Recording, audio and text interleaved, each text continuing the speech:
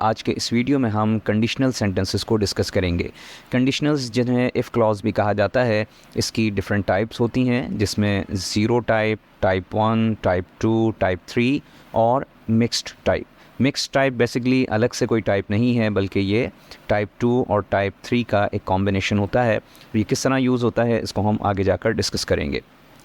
इसकी टाइप्स पर जाने से पहले इसका स्ट्रक्चर समझ लें।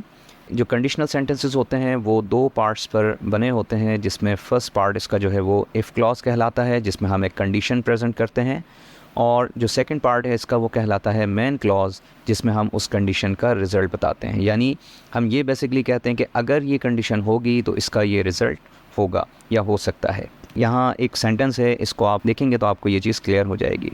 इसमें है if you work hard you will succeed. अब इफ़ यू वर्क हार्ड ये कंडीशन रखी गई है कि अगर आप मेहनत करेंगे यू विल सक्सीड, तो आप कामयाब हो जाएंगे। यानी अगर ये कंडीशन होगी तो उसका ये नतीजा होगा या हो सकता है। जिसमें इफ़ क्लॉज पहले था, यहाँ हम इफ़ क्लॉज को बाद में भी रख सकते हैं, तो ये सेंटेंस हो जाएगा you will succeed if you work hard.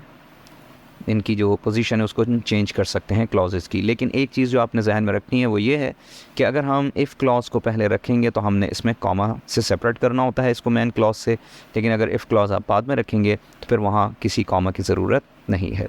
एक और चीज़ जो कंडीशनल्स में आपको जहन में रखनी है कि जो वर्ड इफ़ यूज़ होता है कंडीशनल सेंटेंसेस में, वो डिफरेंट वर्ड्स के साथ उसको हम रिप्लेस कर सकते हैं, जिसमें provided that, providing, unless, should, had, were, as long as या ऑन कंडीशन दैट। ये जो वर्ड्स हैं इनको हम इफ़ की जगह इस्तेमाल कर सकते हैं और ये इफ़ का ही सेंस देते हैं। यहाँ कुछ सेंटेंसेस में इनको यूज़ किया है, जैसे है कि यू विल सक्सीड प्रोवाइडेड या प्रोवाइडिंग, दोनों का एक ही मतलब होता है। अगर हम प्रोवाइडेड लगाएं या प्रोवाइडिंग लगाएं, अच्छा उसमें दैट जो है वो ऑप्शनल होता है कि लगाया भी जाता है, नहीं भी लगाया जाता।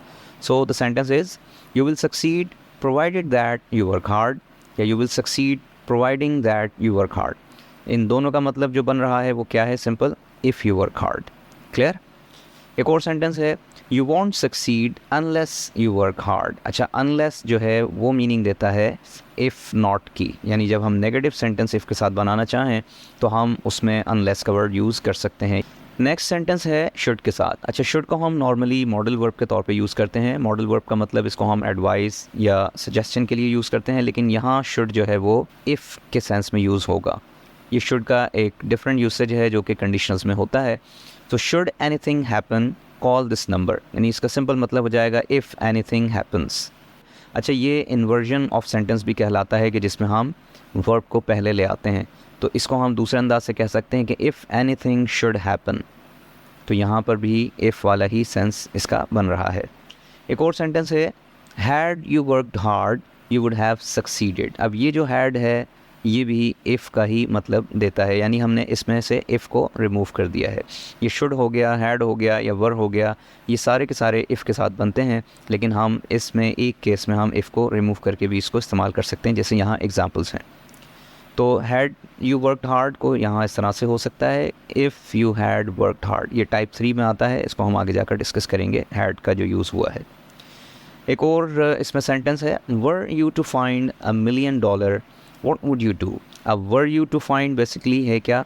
if you were to find। तो were to ये भी इस्तेमाल होता है कंडीशनल सेंटेंसेस में, जो कि इमेजिनरी सिचुएशंस में हम इसको लगाते हैं। आगे जाकर इसको भी हम डिटेल में डिस्कस करेंगे। और एक और यूसेज है इसमें एज़ लॉन्ग एज़, ये भी इफ़ का सेंस देगा कि as long as you remain quiet we will be safe. अब इसका मतलब क्या हो जाएगा? If you remain quiet. Next and the last sentence is I will lend you money on condition that you return it on time। अब on condition that का मतलब भी यही है if, यानी if you return on time। तो ये कुछ वर्ड्स हैं जो हम if की जगह कंडीशनल्स में यूज़ करते हैं। इनका जानना इसलिए ज़रूरी है कि अगर आपके टेस्ट में कोई MCQs आए जिसमें if यूज़ ना भी हुआ हो और इनमें से कोई वर्ड यूज़ हो, तो आप समझ जाएंगे कि ये कंडीशनल सेंटेंस है और फिर आप उसको उसके मुताबिक ही डील कर पाएंगे।